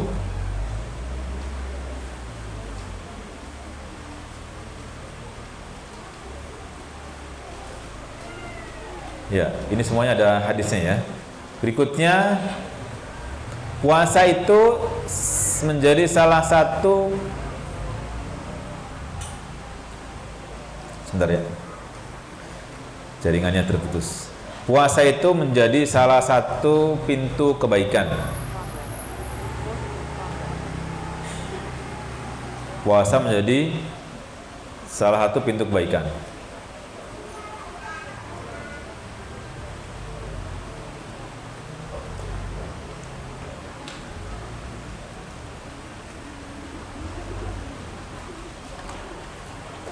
Nabi SAW bersabda, ala adulluka abwabal khairi, maukah kamu aku tunjukkan pintu-pintu kebaikan? Nabi berkata kepada Mu'adz bin Jabal. Kata Mu'adz, bala ya Rasulullah, mau dong. Kata Nabi, as-sawmu junnah, puasa itu adalah tameng, perisai. Wa shadaqatu tudfi'ul khati'ah, sedekah memadamkan kesalahan. Kama yutfi'ul ma'u an-nar, sebagaimana api memadamkan, sebagaimana air memadamkan api. Wa shalatur rajuli min jawfil lail, begitu juga salatnya seorang di tengah malam. Tsumma tala, Nabi mengutip ayat di surah Al-Sajdah, tatajafa junubuhum 'anil madaji'i yad'una rabbahum, dan seterusnya. Berikutnya lagi, orang yang akhir hidupnya sedang berpuasa, yang puasanya itu hanya mengharapkan pahala dari Allah, maka Allah masukkan dia ke surga. Ya, semoga Allah Subhanahu wa taala wafatkan kita di saat kita melakukan amal kebaikan terbaik dalam hidup kita yang Allah ridhai. Amin ya rabbal alamin. Secara khusus ini, kalau orang yang meninggal dunia dalam keadaan berpuasa, itu Allah jamin masuk ke surga. Nabi bersabda di sini, man qala la ilaha illallah ibtigha'a wajhillahi khutima lahu biha dakhala jannah. Orang yang akhir kalimat yang diucapkan dalam hidupnya la ilaha illallah, masuk surga. Wa man shoma yauman ibtigha'a wajhillahi khutima lahu biha dakhala jannah. Begitu juga orang yang berpuasa dan di hari ketika dia meninggal dunia itu sedang berpuasa, maka dia masuk surga. Man tasaddaqa bi shadaqatin ibtigha'a wajhillahi khutima lahu biha dakhala jannah. Begitu juga orang yang bersedekah dan di hari itu dia wafat, maka dia masuk surga. Insyaallah kita terbiasa dengan sedekah di pagi hari ya. Kan kalau pagi hari itu kan ada dua malaikat yang berdoa setiap pagi. Mendoakan orang yang berinfak agar Allah berikan yang lebih daripada yang diberikan kepada orang lain. Allahumma a'ti munfiqan khalafa Kata malaikat satunya, ya Allah karuniakan kepadanya sesuatu yang bisa bermanfaat untuknya sampai ke masa depannya, Terus yang sebaliknya, Allahumma a'ti mumsikan, kepada orang yang menahan diri nggak bersedekah, dia malaikat mengatakan Allahumma a'ti mumsikan talafa, berikan kehilangan kepada orang yang menahan hartanya untuk tidak bersedekah. Ya, pernah ngalamin nahan sedekah ternyata hilang? Bukan hilang, lenyap. Iya. Entah terbakar, entah apa ya. Semoga Allah selamatkan. Tadi barusan di tengah-tengah kita ada Mbak Susi, tapi udah beranjak ya. Yang beberapa bulan yang lalu rumahnya kebakaran di port, tapi udah beranjak. Tadi di sini beliau. Udah geser, udah pulang karena ada penerbangan jam 1 mau balik ke Jakarta kemudian ke port. Siapa yang kenal dengan Mbak Susi? Tetangga ya? Pasar Minggu ya. Jadi waktu itu saya sedang isi acara. Ini orang-orang sabar, Masya Allah. Lagi ngisi acara, terus sampailah sesi terakhir foto-foto. Pas sesi foto dia pamit, Ustaz, saya duluan, rumah saya kebakaran. Sambil cengengesan dia ketawa-ketawa, rumah saya kebakaran, jangan bilang-bilang ke yang lain, Ustaz. Pas dia udah jalan, saya mikir, loh, serius nih kebakaran? Terus suruh bilang, jangan bilang-bilang pada yang lain katanya. Masya Allah, ternyata benar, sampai rumah udah agak terlambat juga pemadam kebakaran. Ternyata di Australia juga pemadam kebakaran terlambat sebagaimana di kita ya. Di rumah itu ada suami dan 2 anaknya di saat kebakaran itu. Jadi suaminya lagi kerja di rumah, ada 2 anaknya juga. Pas mereka keluar, rumahnya udah kebakaran ya. Lalu ya udah. Tapi dia ngeliat, insya Allah baik. Yang saya mungkin ada yang ikutin Facebooknya, gitu. Masya Allahnya itu tadi anak laki-lakinya ikut juga, Syafiq tadi ikut kesini juga. Jadi rencananya Syafiq itu liburan sekolah kemarin itu mau pergi umroh. Udah disiapin uang tuh, uang udah disiapin mau buat pergi umroh. Ternyata rumahnya kebakaran. Yang Masya Allah luar biasanya itu uang rupanya ditaruh di mushaf Al-Quran dan mushafnya nggak kebakar. Allahu Akbar. Mushafnya nggak kebakar, masih utuh. Dan ternyata yang berangkat umrah jadi bukan Syafiq sendirian, yang berangkat suami beliau sama beliau dan semua anaknya. Berapa anak? Yang 4 atau 5 berangkat semuanya. Tadinya yang berangkat umrah cuma Syafiq sendirian, tapi dia akhirnya berangkat semua. Baru ini kemarin dari berangkat umrah dia. Masya Allah. Dan Masya Allahnya lagi, sebelum saya datang ke Australia, itu beliau udah siapkan uang di amplop untuk udah disiapkan, udah di planning. Nanti akan serahkan buat rumah tajwid sekian. Dalam kondisi rumahnya udah habis itu, pas saya kunjung ke sana ngeliatin itu, berkunjung ke beliau sebelum saya pulang ke sini, Ustaz jangan pulang dulu katanya, Anda titipan ngasih amplop buat rumah tajwid sedekah. Ini apa, uang apa ini? Buat rumah tajwid Ustaz, buat pembangunan. Lah, ini kan lagi kena musibah. Emang kelihatan orang sabar tuh kelihatan banget lah gitu. Saya lihat Masya Allah. Dan ternyata mereka tuh udah berencana rumah itu mau dijual. Dengan kebakaran, dia dapat dari asuransi, ternyata sekarang rumahnya kejual juga dan mau pindah ke tempat yang dekat masjid lagi, mana Bang? Masya Allah. Unik. Terus waktu awal-awal baru kebakaran tuh sama asuransinya disewain villa sangat luar biasa besar. Itu villanya bisa nampung berapa, 50 orang atau berapa gitu. Anak-anaknya bilang, udah kita di sini aja Pak. Udah kebakaran pada senang-senang gitu. Masya Allah. Saya ke sana besar banget di tengah di gunung di bukit gitu, jauh dari tengah kota. Orang kalau tinggal di luar negeri, tinggal di kampung berarti orang kaya. Ya, kalau di kita orang miskin. Baik, lanjut ya. Semoga Allah karuniakan keberkahan pada kita semuanya dan Allah jadikan kita hamba-hamba yang penyabar dan Allah berikan pahala yang tanpa batas. Amin ya rabbal alamin. Baik, kemudian berikutnya lagi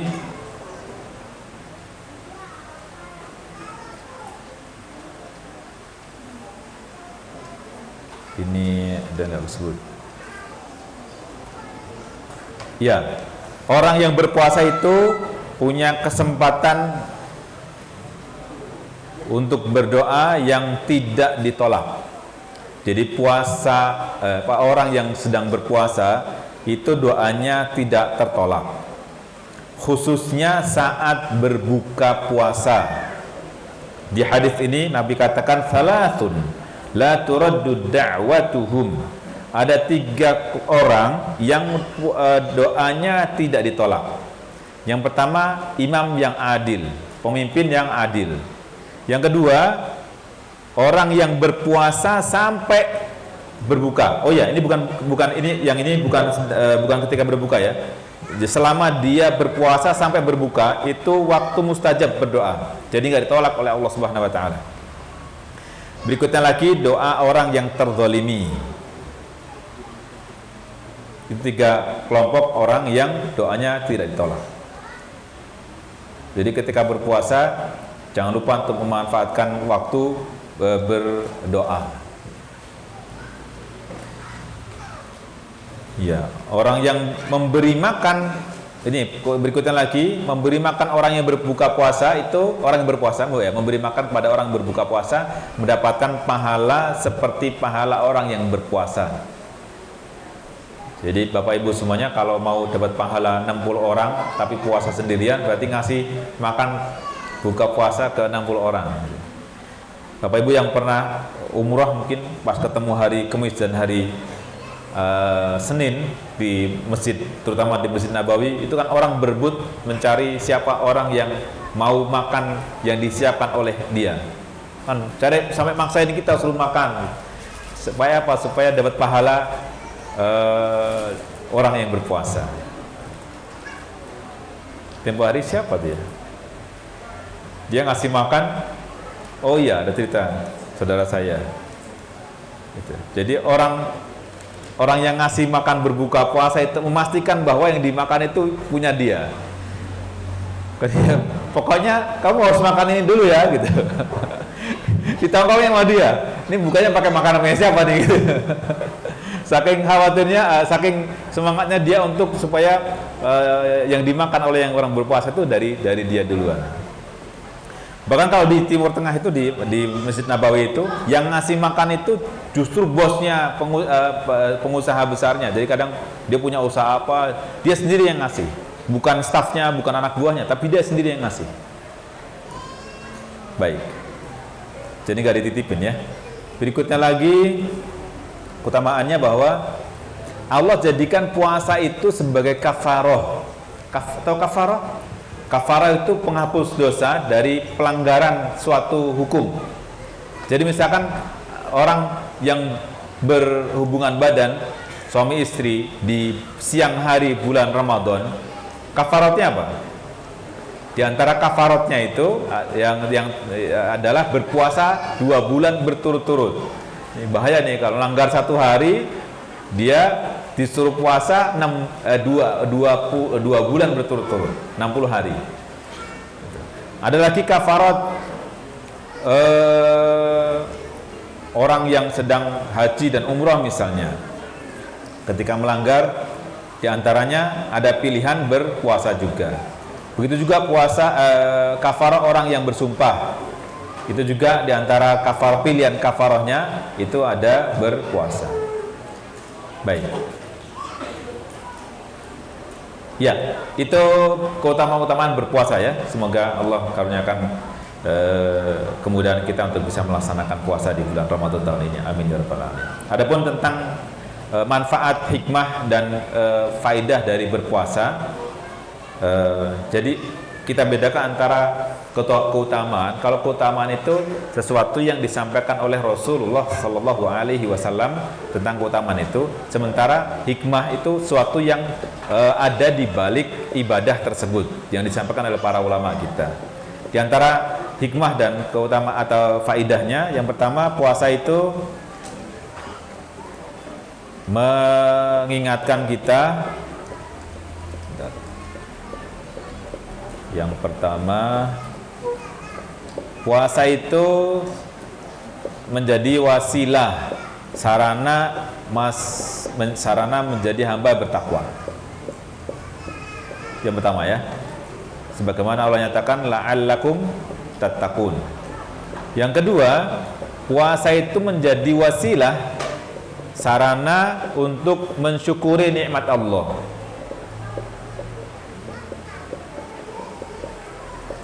Bagaimana ceritanya? Disebutkan di sini li'anna kaffan nafsi 'anil akli wasyurbi wasairil muftirati min ajallin ni'am wa a'laha.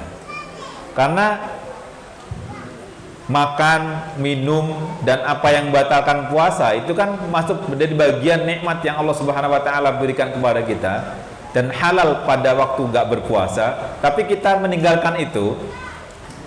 Nah, ketika kita bisa meninggalkan itu, lalu kemudian nanti pas buka puasa kita bisa mendapatkan itu kembali, kita akan lebih merasakan lagi betapa karunia besar ketika Allah Subhanahu wa taala berikan itu. Misalkan orang lama nggak makan misalnya, orang lama nggak makan, kelaparan misalnya. Orang kelaparan itu kan dikasih makan dikit aja dia akan menikmati betul bahwa ternyata yang dikit ini ternyata luar biasa manfaatnya, luar biasa nikmatnya. Berbeda kan sama orang yang kenyang terus ya, mungkin nggak merasakan ternyata yang dimakan itu, yang dikit itu ternyata memberikan manfaat luar biasa atau nikmat dari Allah yang sangat besar. Gampangnya gini, kita akan kehilangan sesuatu yang kita remehkan, kita nggak anggap ketika dia udah hilang. Kan gitu ya. Kalau masih ada di kita nggak begitu peduli. Tapi ketika kita kehilangan, meskipun tadi yang kita anggap nggak bermanfaat, kita akan kehilangan betul. Ya. Saya pernah ceritakan ya, ada seorang bapak yang kehilangan HP di Madinah. Kehilangan HP di Madinah pas lagi umroh. Terus ngajakin saya, Ustadz, temenin saya dong. Ngapain Pak? HP saya hilang. Katanya ada tempat penitipan barang hilang. Iya betul, saya antarkan di gedung di belakang tuh dekat Baqi. Ngantri. Pas ngantri dia bilang gini ke saya, Ustadz, sebenarnya sih saya nggak begitu nggak begitu kehilangan dengan HP yang hilang itu sih. Gitu. Terus saya sih, dia bilang gitu. Dan ternyata pas lapor ketemu tuh HP-nya. Ternyata nggak berumur panjang. Pulang umroh, istrinya nyuci pakaian dan HP-nya dicuci juga. Kabul kan? Katakan dia nggak begitu butuh dengan HP itu. Padahal dia waktu kehilangan tuh bingung, dia nyari HP saya. Sebenarnya sih udah nggak bagus ya HP itu. Katanya nggak butuh dengan HP itu, ya udah kabul langsung lah. Dia ngomongnya di Madinah dikabulkan oleh Allah, hilang juga pada akhirnya. Baik, jadi kadang kita merasa sesuatu itu nggak berharga bagi kita. Apapun ya, kita kadang air minum ini, kadang orang kan minum, baru minum dikit terus dibuang. Berarti itu lagi punya. Coba kebayang nggak bagi orang yang nggak dapat air? Dikit aja tuh, hanya 1 tetes, 2 tetes itu udah sangat berharga bagi dia. Maka dengan kita ditahan, nggak makan seharian, nggak minum seharian itu supaya kita ketika minum dan makan itu merasakan, Masya Allah ya Alhamdulillah, ternyata ini benar-benar sangat besar nikmat Allah Subhanahu Wa Taala ini. Gitu. Jadi dengan berpuasa maka menjadi wasilah, sarana untuk mensyukuri nikmat Allah Subhanahu Wa Taala. Puasa juga menghilangkan sifat-sifat negatif, terutama hawa nafsu dan syahwat. Apa hubungannya? Disebutkan di sini. Apa kaitannya syahwat dan sebagainya itu? Kata penulis Syekh ini mengatakan li'annan nafsa idza syabi'at raghabat fi syahawat. Karena jiwa kita yang suka hal yang negatif itu, kalau kenyang maka akan tertarik kepada syahwat. Li'anna syab'a warrayya dan seterusnya tahmil seterusnya, karena ini membuat orang lalai. Dan dengan itu kita kan kalau orang puasa aliran makanannya berkurang. dan peluang setan untuk menggoda kita itu lebih kecil karena setan kan lewat aliran darah kita ini. Baik, itu diantara hikmahnya. Berikutnya lagi, puasa menjadikan hati kita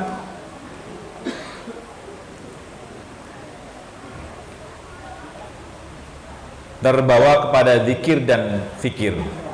Pada zikir mengingat Allah dan berfikir. Karena mengikuti hawa nafsu itu membuat orang terlena, bahkan membuat hati menjadi keras. Jadi dengan puasa dibikin lapar, orang akan banyak berzikir dan banyak berfikir. Kemudian yang kelima, puasa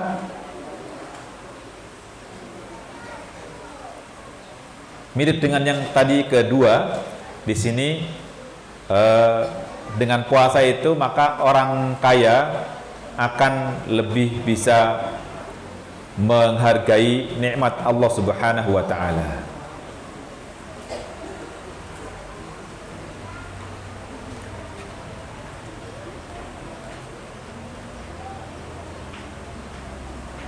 Puasa juga menghilangkan kemungkinan orang berbuat sombong. Selain itu juga puasa membawa orang untuk sayang dan punya empati terhadap orang miskin.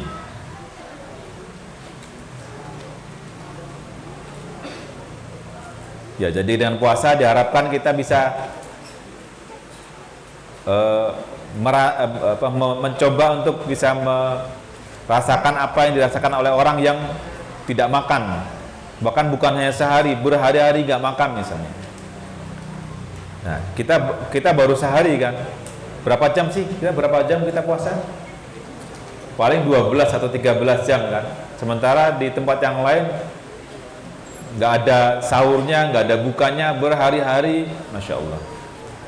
Semoga Allah jaga saudara-saudara kita di Palestina, terutama di Gaza dan yang lainnya, insya Allah.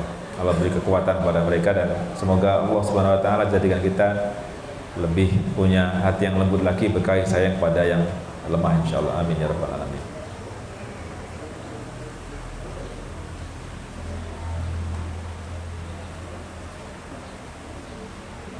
Berikutnya lagi, puasa itu mengumpulkan jenis-jenis kesabaran. Puasa mengumpulkan jenis-jenis kesabaran, yaitu sabar dalam ketaatan,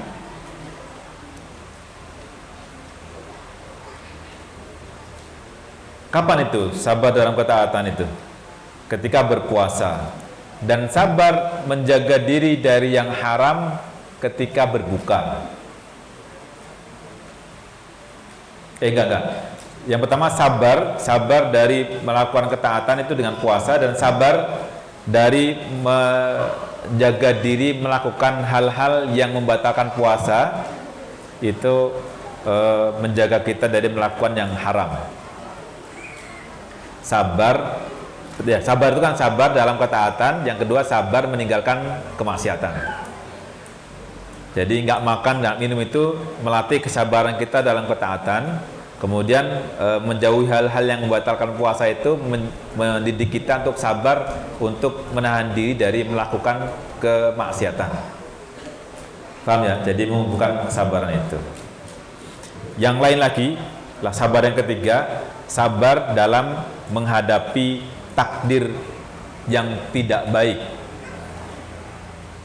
Kan sabar itu kan ya sabar dalam ketaatan, sabar meninggalkan kemaksiatan. Yang berikutnya lagi sabar menghadapi takdir yang membuat kita berat. Apa takdir yang menyakitkan itu? Lapar, haus gitu. Nah, dari situ maka orang yang berpuasa itu pada akhirnya mendapat balasan orang yang sabar. Apa itu balasan orang yang sabar? Tanpa batas. Innama yuwaffas sabiruna ajrahum bighairi hisab. Surah Az-Zumar ayat 10 ya. Surah Az-Zumar ayat 10. Jadi dengan puasa orang dapat pahala kesabaran, di mana pahala kesabaran itu tanpa batas. Innama yuwaffas sabiruna ajrahum bighairi hisab. Saya pernah katakan ya bahwa pahala sabar itu tanpa batas, dan sabar juga tanpa batas. Jadi kalau orang mengatakan sabar itu ada batasnya, itu salah. Kenapa? Karena kalau ada batasnya berarti dia nggak sabar, ya kan? Berarti nggak sabar. Namanya sabar itu sampai akhir hidup kita tetap sabar. Jadi kalau udah ngomong-ngomong segala macam terus bilang sabar itu ada batasnya, berarti dia nggak sabar. Iya. Sabar itu sampai akhir hayat. Jadi bukan sementara, bukan sampai besok, bukan sampai ketika puncaknya kemarahan terus mengatakan sabar ada batasnya. Itu berarti sudah tidak sabar lagi.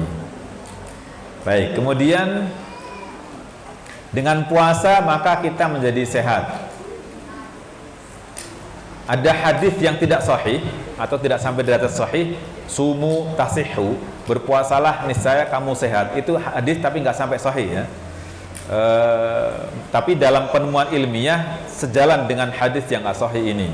Jadi di banyak kesempatan orang dengan berpuasa jadi sehat. Atau saran dokter suruh berpuasa, maka menjadi lebih sehat, gitu. Insya Allah. Jadi bahkan di Jerman itu ada rumah sakit khusus terapi puasa. Itu sudah berdiri sejak tahun sebelum Perang Dunia. Sebelum Perang Dunia sudah ada rumah sakit itu. Dulu rumah sakit militer yang diprakarsai oleh seorang dokter tentara, dan jadilah rumah sakit model. Tapi puasa ini mereka sebutkan sebagai puasa, tapi nggak seperti puasanya kita. Mereka model pakai sekian jam berpuasa gitu. Dan mungkin puasanya puasa apa kata orang tuh, puasa mutih. Masih boleh minum air putih, bukan air susu ya, air putih, air bening itu, tapi nggak boleh makan makanan berat. Kan kalau kita mau operasi masih boleh minum air putih kan? Nggak boleh. Yang puasa sekian jam itu nggak boleh sama sekali. Kalau nggak, ya. Kalau periksa darah masih boleh minum air putih ya. Nah ya. Ya berarti yang kalau operasi harus puasa, benar-benar puasa ya. Ya, insyaallah jadi sehat kita. Puasa adalah ibadah yang menjadi rahasia seorang hamba dengan Allah Subhanahu wa ta'ala. Unik kan? Coba kalau sekiranya tidak karena Allah atau enggak takut pada Allah, enggak taat pada Allah, orang berpuasa makan di rumah, makan di tempat tertutup, keluar terus bilang saya puasa, lap-lap dikit bersih, gitu. Kan nggak ketahuan kan? Gitu. Beda sama yang lain-lainnya kan. Puasa itu rahasia antara hamba dengan Allah Subhanahu wa ta'ala. Baik. Kemudian ya habis sudah. Itu aja beberapa hikmah di balik puasa ini. Semoga kita bisa optimalkan ibadah-ibadah kita di bulan Ramadan ini. Dan mudah-mudahan yang tahun sebelumnya kita atau beberapa tahun yang lalu sudah kita bahas tentang amalan-amalan yang hendaknya kita bisa laksanakan di bulan Ramadan. Dalam kaitan ini tadi ada ibadah secara khusus di Ramadan itu malam hari kita sholat tarawih dan siang hari kita berpuasa. Sholat tarawih itu sebenarnya identik dengan membaca Al-Quran. Jadi sholat malam itu sebenarnya identik dengan membaca Al-Quran. Tapi di realita keseharian kita, orang tarawih itu justru yang dibaca, bacaannya cepat-cepat. Dan yang paling disukai, yang banyak jamaahnya itu yang sholat tarawihnya cepat. Pendek-pendek, cepat-cepat, wah laris tuh. Tapi yang lama-lama, sejam, 1 juz itu sepi misalnya. Padahal justru esensinya bulan Ramadan itu di situ. Siang berpuasa, malam baca Quran. Baca Qurannya itu ya dengan sholat malam itu. Nah hadirin, kalau sekiranya mau khatam Al-Quran dalam sholat kan bisa kan?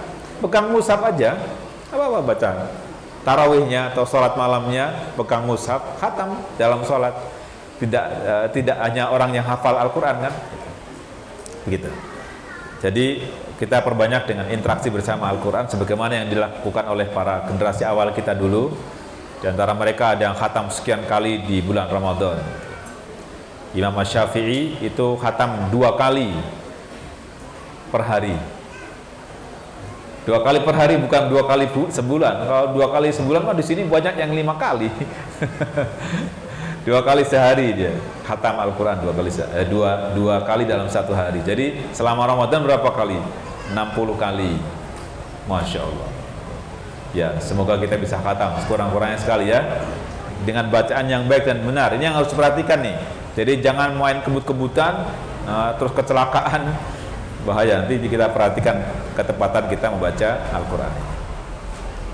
Dan tentu yang lain-lainnya berkaitan dengan puasa, kita sempurnakan hal-hal apa saja yang kita hendaknya jaga ketika berpuasa supaya tidak mengurangi pahala berpuasa.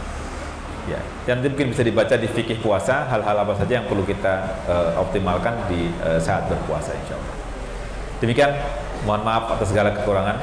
Aqul qouli hadza wa astaghfirullah li wa lakum.